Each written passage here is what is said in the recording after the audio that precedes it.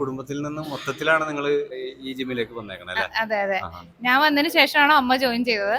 എനിക്ക് നല്ല റിസൾട്ട് കിട്ടി തുടങ്ങിയപ്പോഴാണ് ഞാൻ അമ്മയോട് പറഞ്ഞത്. അമ്മ ഇതിനു മുമ്പ് പോയിരുന്ന ജിമ്മിനേക്കാളും എനിക്ക് കുറച്ചും കൂടി ഇഷ്ടപ്പെട്ടത് ഈ ജിമ്മാണ്.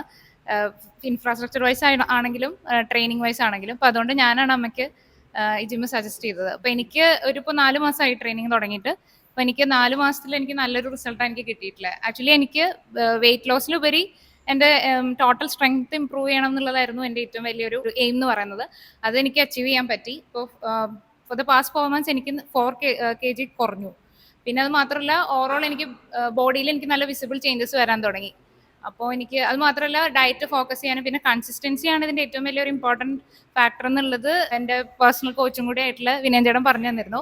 പേഴ്സണൽ ട്രെയിനർ നമുക്ക് പറഞ്ഞു തരുന്ന എല്ലാ ഇൻസ്ട്രക്ഷൻസും കൃത്യമായിട്ട് ഫോളോ ചെയ്യാമെങ്കിൽ നമ്മൾ ആഗ്രഹിക്കുന്ന രീതിയിലേക്ക് നമ്മുടെ ബോഡി മാറ്റാൻ പറ്റും എന്നുള്ളത് എനിക്കിവിടെ ജിമ്മിൽ വന്നപ്പോൾ മനസ്സിലായി. ഇതിന് മുന്നേ എനിക്കുണ്ടായിരുന്ന ജിമ്മിലുണ്ടായിരുന്ന ഒരു എക്സ്പീരിയൻസ് അല്ല എനിക്ക് ഇവിടെ കിട്ടിയിട്ടുള്ളത്. ആക്ച്വലി എനിക്കൊരു ഹോൾ ബോഡി ചേഞ്ച് ആണ് എനിക്ക് ഉണ്ടായിട്ടുള്ളത്. മെന്റലി ആൻഡ് ഫിസിക്കലി എനിക്ക് ഫിറ്റ് ആവാൻ എനിക്ക് പറ്റി എന്നുള്ളതാണ് എനിക്കുണ്ടായൊരു സന്തോഷം ഇവിടെ വന്ന്. അതിനൊപ്പം ഇതുപോലെ എല്ലാ ഫ്രൈഡേസിലും നിന്നുള്ള ചാലഞ്ചസ് അറ്റൻഡ് ചെയ്യാന്നുള്ളതാണ് മെയിൻ കാര്യം. അതിൽ വിൻ ചെയ്യാല്ല കിട്ടോ ഇല്ലയോ എന്നുള്ളതല്ല, പക്ഷെ എന്നാലും വിൻ ചെയ്യാൻ പറ്റി എന്നുള്ളത് എനിക്ക് ഒരു അഡീഷണൽ ബെനിഫിറ്റ് ആയിട്ടാണ് എനിക്ക് തോന്നിയിട്ടുള്ളത്.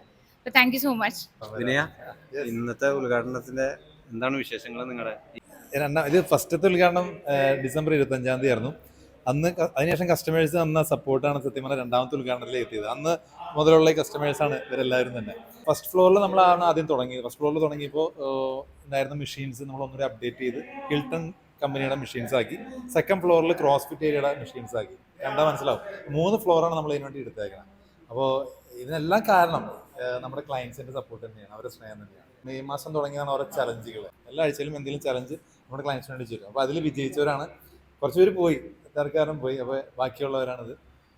ഇവരൊക്കെ ശരിക്കും പറഞ്ഞു കഴിഞ്ഞാൽ ഈ ചലഞ്ചിലൂടെ ഉദ്ദേശിക്കണം വെച്ചാൽ ഇവരുടെ കാർഡിയോവാസ്കുലർ കപ്പാസിറ്റി കൂട്ടുക, കോർ സ്ട്രെങ്ത് കൂട്ടുക, ഇവരെ ടോട്ടൽ ഫിറ്റ്നസ്സിലേക്ക് എത്തിക്കുക. നമ്മൾ ബോഡി ബിൽഡിങ്ങിനേക്കാൾ ഉപരിയായിട്ട് നമ്മൾ ഫിറ്റ്നസ്സിലാണ് ഫോക്കസ് ചെയ്യുന്നത്. അതുകൊണ്ട് ഇൻഫിനിറ്റി ഫിറ്റ്നസ് അപ്പം അതിൻ്റെ പേരിട്ടാണ് ഫിറ്റ്നസ്. അതായത് ബോഡി ബിൽഡിങ്ങിനേക്കാൾ ബോഡി ബിൽഡിംഗ് മോശമെന്നല്ല, ബോഡി ബിൽഡിംഗ് നല്ലതാണ്. പക്ഷേ ഫിറ്റ്നസ് പറയുമ്പോൾ എല്ലാം ചെയ്യാൻ പറ്റും ഇതിൽ. ഇപ്പോൾ ഒരു കിലോമീറ്റർ ഓടാൻ പറഞ്ഞു കഴിഞ്ഞാൽ ആൾക്ക് ഈസിയായിട്ട് ഓടാൻ പറ്റും. പക്ഷേ ബോഡി ബിൽഡർക്ക് ചിലപ്പോൾ കിലോമീറ്റർ ഓടാൻ പറ്റിയെന്നല്ല. അപ്പോൾ ഇതെല്ലാം ഉൾപ്പെടുന്ന സംഭവത്തിലാണ് നമ്മൾ ഫോക്കസ് ചെയ്യുന്നത്. അപ്പോൾ ഇതിൽ വിജയിച്ച ഇവരായിട്ട് ഒരു 2 വാക്ക് ഇവരുടെ ചോദിക്കണമെന്ന് എനിക്ക് റിക്വസ്റ്റ് ചെയ്യാനുള്ളത്. ശ്രീദേവി എസ്, ഏജ് എത്രയാണെന്ന് പറഞ്ഞ്? 53 ആണ് ഏജ്. ചിലർക്കൊരു തെറ്റിദ്ധാരണ ഉണ്ട്, ഒരു പ്രായം കഴിഞ്ഞാൽ വീട്ടിൽ തന്നെ ഇരുന്നോളണം. അനുഭവം എന്ന് പറയാം, വർക്കൗട്ട് ചെയ്തിട്ട് എങ്ങനെ ഉണ്ടായെന്നൊക്കെ പറയാമോ? വർക്കൗട്ട് ഞാൻ മെയിലാണ് ജോയിൻ ചെയ്തത്. ഞാൻ അധ്യാപികയായിട്ട് ജോലി ചെയ്യാണ്.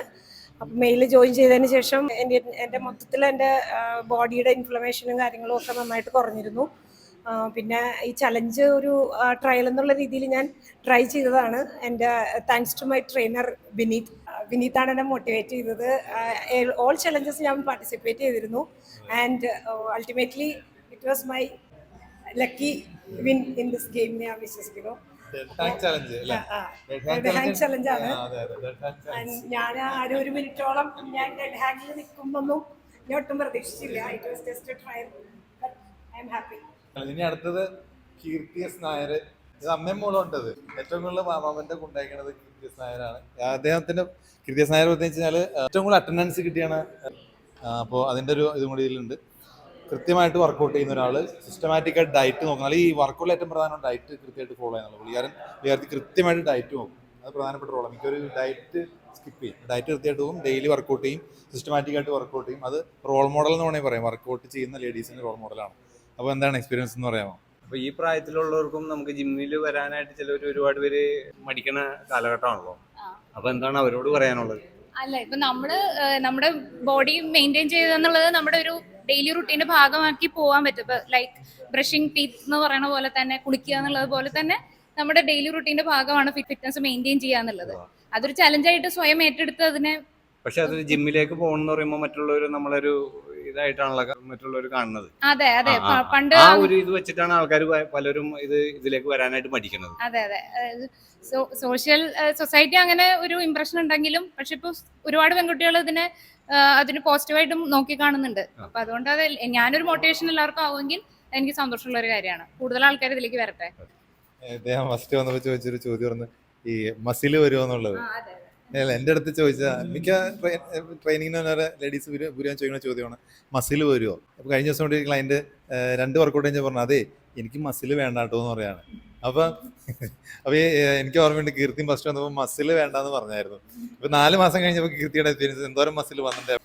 മസിൽ അങ്ങനെ നമുക്ക് ടെസ്റ്റോസ്റ്ററോണിന്റെ ഹോർമോൺ കണ്ടന്റ് കുറവായതുകൊണ്ട് ഓഫ് കോഴ്സ് അത് നമുക്ക് പോസിബിൾ അല്ല. ആണുങ്ങളെ പോലെ നമ്മുടെ ബോഡി ആവില്ല. പക്ഷെ നമുക്ക് നമ്മുടെ ഫുൾ ഹോർമോൺ ബാലൻസ്ഡ് ആയിട്ട് നമുക്ക് ഹെൽത്തി ആയിട്ട് ഇരിക്കാനായിട്ട് പറ്റും ആസ് എ വുമൻ എല്ലാ രീതിയിലും. ഈവൻ നമ്മുടെ പീരിയഡ്സ് സൈക്കിൾ ആണെങ്കിലും എല്ലാം നമ്മുടെ ഓവറോൾ ഹെൽത്ത് നമുക്ക് മെയിൻറ്റെയിൻ ചെയ്ത് പോകാൻ പറ്റും.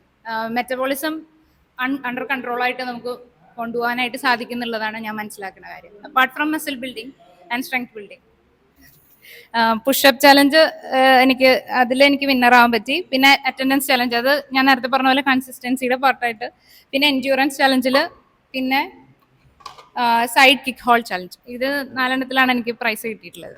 മൊബിലിറ്റി വർക്ക്ഔട്ട്സ് ചെയ്യിപ്പിച്ചിരുന്നു എന്നെ കൊണ്ട്. അപ്പോൾ അത് എനിക്ക് ഒരുപാട് ഹെൽപ്ഫുൾ ആയിരുന്നു ഈ ചലഞ്ച് വന്ന സമയത്ത്. കൂട്ടത്തിൽ ചേർത്ത് പറഞ്ഞിട്ട് നമ്മളിവിടെ ആനിമൽ ഫ്ലോ അതുപോലെ തന്നെ ലാൻഡ് മൈൻ വർക്കൗട്ടുകളൊക്കെ നമ്മൾ ചെയ്യിക്കുന്നുണ്ട് താല്പര്യമുള്ളവർക്ക് വേണ്ടിയിട്ട്. അപ്പോൾ അതിൽപ്പെട്ട ഒരു ചലഞ്ചാണ് ഇതിൽ കീർത്തി വിജയിച്ചേക്കണം. അപ്പോൾ thank you Keerthi for the wonderful review.